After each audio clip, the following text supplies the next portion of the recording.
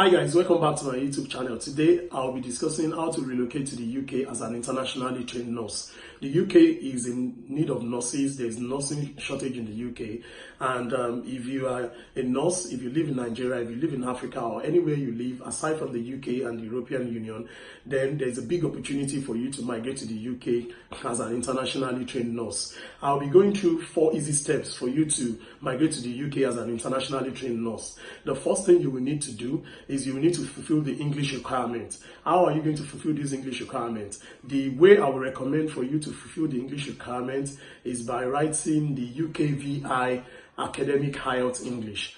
The UKVI Academic IELTS English. Like I said, there are several ways for you to fulfill this requirement, but I would advise that you write the UKVI Academic IELTS English. So this Academic IELTS English has 4 areas. You will be tested in 4 areas, and what you need to score in these academic IELTS English is in writing you will need to score 6.5, you will need to score 7.0 in listening, you will need to score 7.0 in speaking, and you will need to score 7.0 in reading. So those are the 4 areas you will be tested in. So if you write this UKVI Academic IELTS English, like I said the other time, I said I would recommend that you write that exam. Why did I prefer that exam? I prefer that exam because the exam would be useful for you to register with the Nursing and Midwifery Council in the UK, and it will also be useful for you for migration purposes because you need to fulfill English requirements in 2 ways. So this UKVI Academic IELTS English is the only exam that satisfies these 2 requirements. In Nigeria, it costs about 97,000 naira. I'm not sure how much it's going to cost in your country. If you go to my website, you will see a link there of how you can book the exam. So if you use that link, you'll be able to see how much it costs in your country. Next step would be to register with the NMC, the Nursing and Midwifery Council in the UK. That will be the next step for you to do. How are you going to achieve this? In order to register with the NMC, you will need to write a 120 multiple choice question. 120 multiple choice CBT questions, computer-based tests that you will need to write. Out of these 120 questions, 100 of those questions are not critical questions, while 20 of those questions are critical questions. So in these 100 questions that are non-critical questions, you need to score at least 65% of that in order to pass the exam. And also, I beg your pardon, you need to score 60% of the non-critical 100 question in order to pass the exam. And for the critical question, the 20 parts that is critical question, you have to score nothing less than 18 out of 20. So meaning that if you score 17 in the critical 20 question and you score 60% in the 100 non-critical questions, you have failed the exam. So once again, I'll take that again. So you need to score at least 60% from the non-critical questions, and you need to score 18 out of 20 out of the critical questions. Once you have done that, then it means you have fulfilled, the first step of registering with the NMC. So once you finish doing that, the NMC is going to send you a congratulatory message. They will then ask you to pay £130. You will have to pay £130 to the NMC. Once you pay the £130 to the Nursing and Midwifery Council in the UK, the next thing that they will do is that they will send you a form. The form that we send you is going to be 3 forms. Those forms, your name will be written on it. For example, if your name is John Bull, you will have John Bull written on those forms. So 3 of them will be sent to you. And what will you need to do with this form? The first form, you will have to take it to the NMCN. NMCN is Nursing and Midwifery Council of Nigeria. If you live in Ghana, if you live in other parts of Africa, you may need to figure your Nursing and Midwifery Council that you need to take it to. So you will take it to the NMCN. In Nigeria, you're going to pay NMCN 53,500 naira in order for them to sign the form for you. And after signing the form, this 53,500 naira includes the courier cost from Nigeria to the United Kingdom. So the next thing you will need to do is to take the second form to a medical doctor. You take the form to a medical doctor, someone that, it must not be a medical doctor that you've worked with. Do you understand? It must not be a medical doctor that you've worked with. Just take it to a medical doctor who you have not worked with, and then the medical doctor will help you fill the form out, and you will have to mail that form to the UK as well. Then what happens to the third form? The third form, you will take it to your training school. you will take the third form to your training school, and the third form will be filled in, by your training school, and it will also be sent to the UK.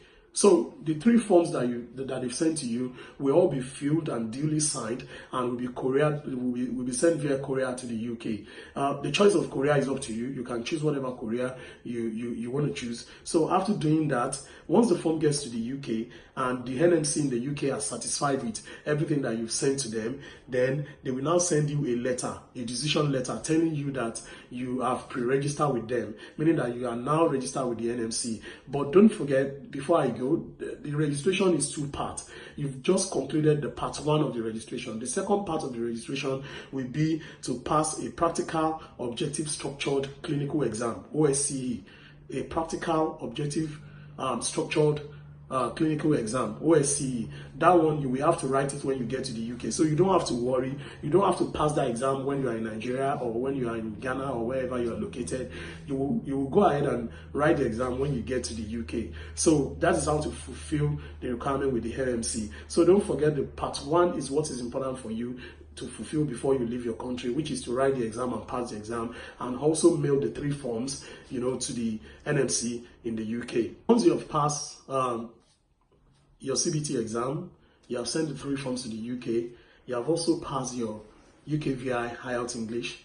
The next thing to do will be for you to start looking for your first role in the UK. You will need to start looking for your first role in the UK. How can you do this? If you go to google.com and you type nursing agencies in the UK, there will be heaps of them that will come up that you could apply to, and they will be ready and willing to assist you in getting your first position. In fact, please note, you don't have to pay them a dime because it has been taken care of by the UK government. The nursing agencies have been paid, and none of them will ask you for any money to get you your first position. Also, you can go to popular website like indeed.co.uk. If you type things like that on their website, you will be able to see lots of roles, lots of vacancies that you can apply for. It's important for me to tell you what role will you be applying for. You will be applying for nursing assistant, because you have not passed the OSCE exam. You will not be able to work in the UK as a full registered nurse. So you will have to apply for something like pre-registered nurse or NHS healthcare assistant post. Pre-registered nurse or NHS healthcare assistant post. That is the role you will be looking for in the UK. Also, I want to tell you, make sure that you watch out very well. Don't pay any agent any dime. You don't have to pay them any money because it has been taken care of by the UK government. Also, make sure that you negotiate things that will be good for you. I mean, for example, if the money they want to pay you, if you think it's too small, you have the right to speak out and say, okay, I think this money is too small. I think this negotiation is not going anywhere, and I'm very sure that they will be able to do something about it. So please don't fall in the hand of scammers that will tell you that they will get you a position and you have to pay them some money. No, you don't have to pay a dime for this step. This step has been paid for by the UK government, and if you go to all those websites that I told you about, or if you go to Google and search for nursing agencies, there will be lots of them that will come up there. Please note that some of these agencies will even pay for your visa and they will pay for your airplane tickets. It depends on your arrangement with them and how much of negotiation you can do. They will also assist you in getting your first accommodation in the UK. Some of them will in fact tell you that you should not worry. For the first 3 months that you get there, they will get you a place to stay and all of that. So that is what you need to do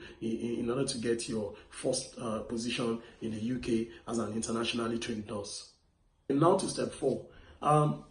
In step 3, I said you have to get your first nursing position, healthcare assistant position. Once you get that position, the recruiter or the company that employs you will give you something called certificate of sponsorship. It's a very important document that you need to keep very well, because it shows that they are sponsoring you, and you don't have to provide any proof of fund or things like that. So, and also your certificate of sponsorship, you will have things like your length of staying in the UK?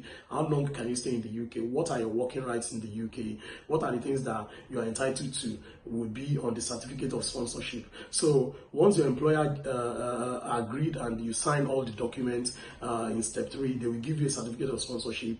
It's one of the documents that you will need. You would also need things like your passport and everything, because at this step 4 you'll be applying for your visa. In step 4 you'll be applying for your visa.